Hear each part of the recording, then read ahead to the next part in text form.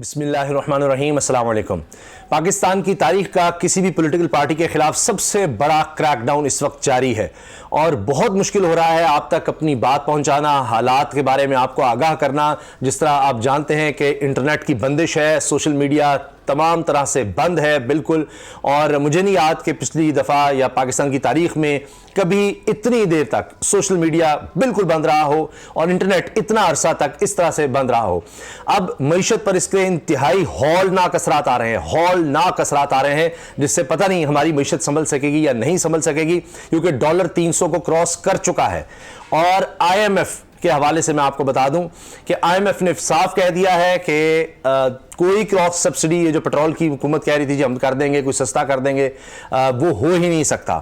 तो अब हुकूमत कह तो रही है कि जी हमने 3.7 अरब डॉलर का इंतज़ाम कर लिया है जून तक, 30 जून तक, लेकिन जब आपके रिजर्व्स ही 4 अरब डॉलर पर होंगे तो आप किस तरह से 3.7 अरब डॉलर दे सकेंगे, क्योंकि IMF की डील के बगैर सऊदी अरब से 2 अरब डॉलर, UAE से 1 अरब डॉलर आने मुश्किल है। किसी और मुल्क से कोशिशें तो हो रही हैं कि जी अरेंज कर ली जाए, लेकिन अगर हो भी जाते हैं तो उसके बावजूद ये होगा कि सिर्फ और सिर्फ हम जून तक मामला चला सकेंगे। और IMF की जो बाकी शराइत हैं जिनको मुकम्मल करना है उसके असरात अलग से होंगे, क्योंकि शरह सूद जो है वो शायद तकरीबन 25% तक ले जानी होगी। अभी आप देखिए कि सिर्फ पिछले 4 सेशंस में डॉलर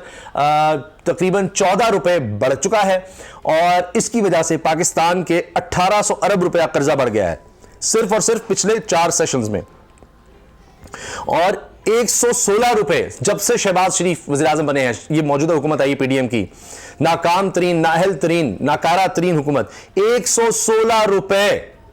116 रुपए एक साल में। आप सोचिए, पाकिस्तान की तारीख में आप देखें कि इमरान खान साहब का तो दौर छोड़ ही देना, आप उससे पीछे चले जाएं, जब से पाकिस्तान बना है और आज तक आप देखिए कहां थे हम इस एक साल से पहले डॉलर के मुकाबले में क्या रेट था, 180 रुपए के लगभग था और आज 300 रुपया क्रॉस कर गया है। तो आप सोचिए कि सिर्फ एक साल में 116 रुपए, ये तारीख में कभी नहीं हुआ, या शायद कोई 10 साल में इतना इजाफा होता होगा जितना एक साल में हो गया, या इससे भी ज्यादा। अब इसी तरह से मईशत पर हौलनाक असरात आ रहे हैं, इस क्रैकडाउन के इदारों के ऊपर बड़े मसाइल आ रहे हैं, बहुत ज़्यादा मुश्किलात हैं,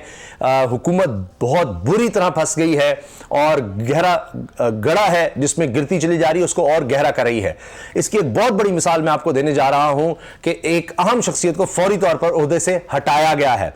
अब इसकी वजह क्या है, उससे पहले मैं आपके सामने खबर रख रहा हूं,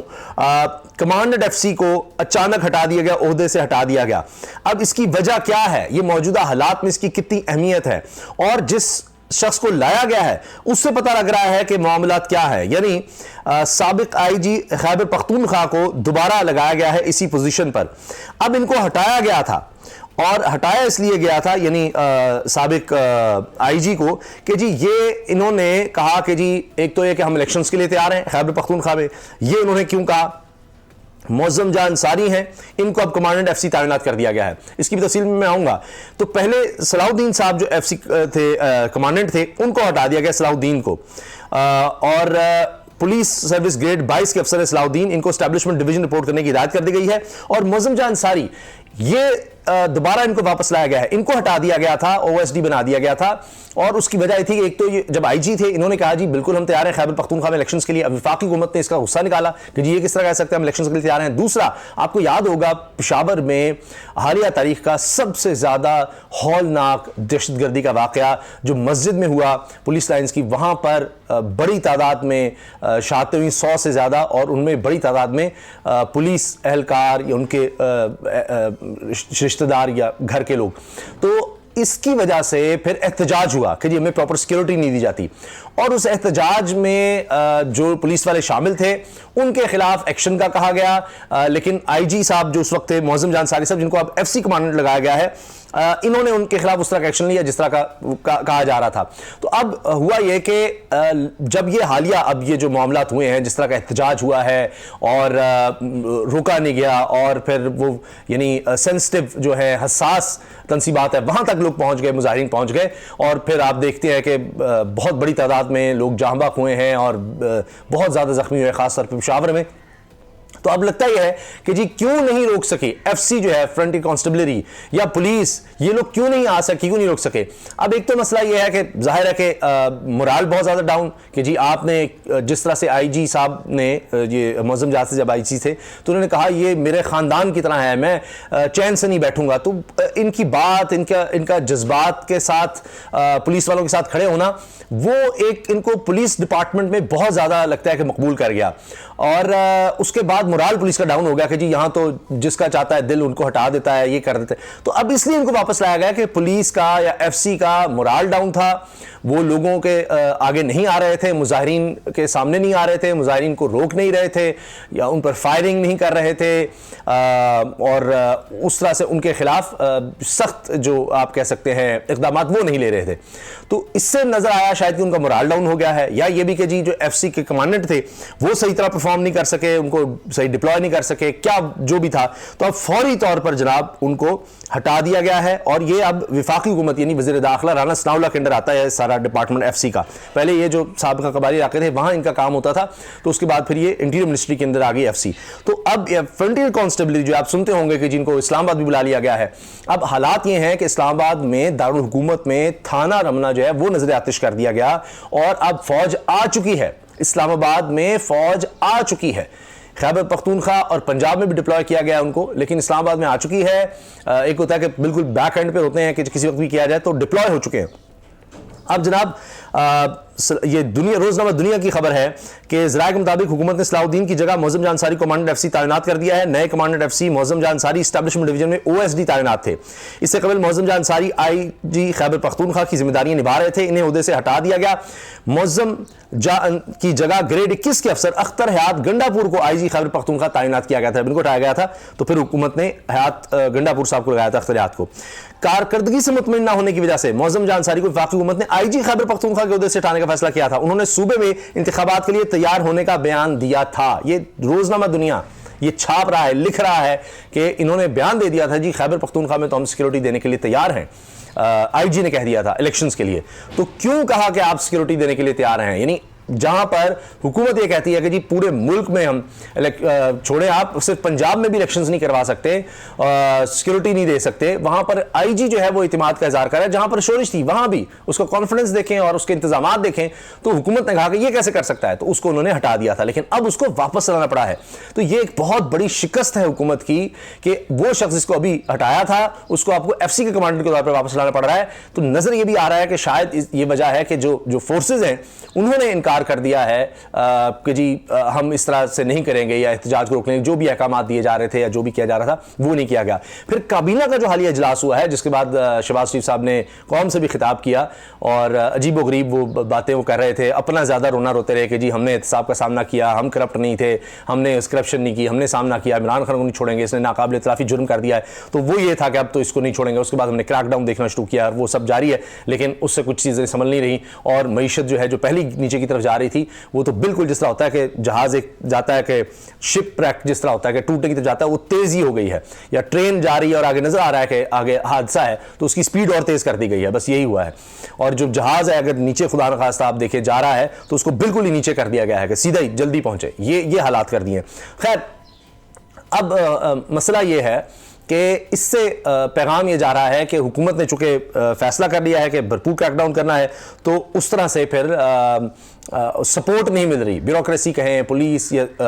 दीगर इदारे। और चूंकि पंजाब की अगर मैं बात करूं तो वहां पर यह हुआ है कि जो ही ये सारा कुछ हुआ तो काबीना में इजलास में भी बात आई कि जी किस तरह लोग पहुंच गए, इनको रोका क्यों नहीं गया। तो अब हर कोई अपना अपना काम निकलवा रहा है, एस्टैब्लिशमेंट को दिखा के कि जी ये देखें ये हो गया वो हो गया। मिसाल उसकी मैं देता हूं, मॉडल थाने आपको याद होगा 14 लोग उसमें जाबाक हुए थे और 100 से ज्यादा जख्मी हुए थे फायरिंग की वजह से, और अब उसमें सब लोगों को बरी कर दिया गया है, क्योंकि पुलिस ये कहती थी कि जी हमें आप ऑर्डर करेंगे, हम कोई इस तरह का काम करेंगे तो देखिए हमारे पुलिस वाले तो पहले ही भुगत रहे हैं, कत्ल के मुकदमे भुगत रहे हैं, क्योंकि फायरिंग हो गई थी, लोग मर गए थे, और उसमें से राना सनाउल्लाह और शहबाज शरीफ से बच निकले थे, वो पुलिस वाले पकड़े गए सारे, क्योंकि किसी ने तो फायरिंग की थी, कुछ जिन तो नहीं आगे थे फायरिंग करने, लोग फायरिंग से लोग जाबाक हुए, जख्मी हुए, फायर लगे हुए उनको, वो विजुअल्स मौजूद हैं, वीडियोज मौजूद हैं।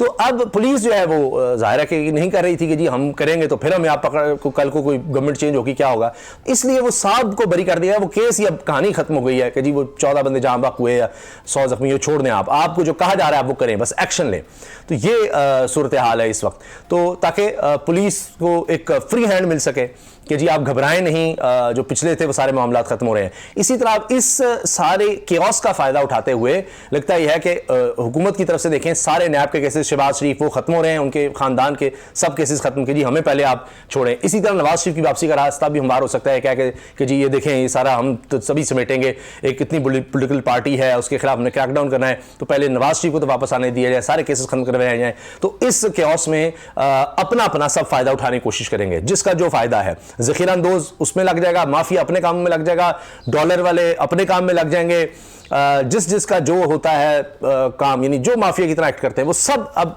इस केओस में से अपना अपना काम निकालने की कोशिश करेंगे और पिसेंगे अवाम। और फिर खुदा न खास्ता ये हो सकता है कि ये अभी जो आप देख रहे हैं माहौल, इससे भी ज्यादा खराबी हो सकती है कि बिल्कुल ही जब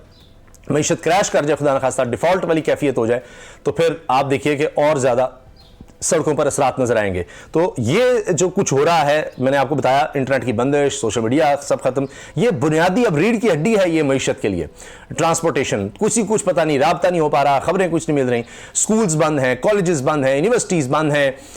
ट्रांसपोर्टेशन उस तरह से नहीं हो रही, और इसके साथ साथ जनाब एग्जाम्स बंद हो गए, इंटरनेशनली क्या कहा जा रहा है, बाहर की दुनिया इस पर क्या देख रही है। तो ये सब हालात जो हैं बड़े क्योटिक हैं।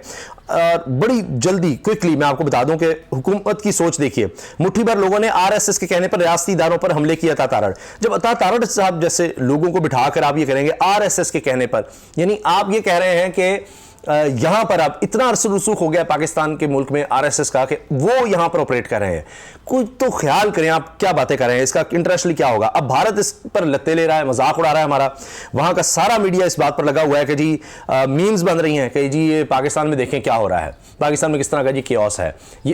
ये देखें तो आप किस तरह के अल्फाज इस्तेमाल कर रहे हैं, कुछ सोच समझ के काम कर लिया करें। और इसी केओस में अब आप देखिए कि हुकूमत ये करेगी कि 14 मई को जो सुप्रीम कोर्ट के इलेक्शन की बात है वो तो आप भूल ही जाएं। अब सुप्रीम कोर्ट का हमारे पास और आ गया है कि हम उसके ऊपर चढ़ाई कर सकें और हम और इस तरह के काम कर सकें, कानून आइन सब छोड़ें। हालांकि मैं आपको बता रहा हूं, वल्लाहु आलम, अल्लाह बेहतर जानने वाला है, लेकिन मैं आपसे अर्ज कर रहा हूं कि ये आइन पर ही मामला ठीक हो सकता है, सिर्फ और सिर्फ मुज़ाकरात या आइन कहें आप, जो भी आइन की बुनियाद है और उससे हिले बगैर नहीं हो सकेगा, आप जो मर्जी कर लें। तो अब जितने भी स्टेटमेंट्स दे दिए जाएं, जितने भी आप ये कहें कि जनाब ये हो गया वो हो गया,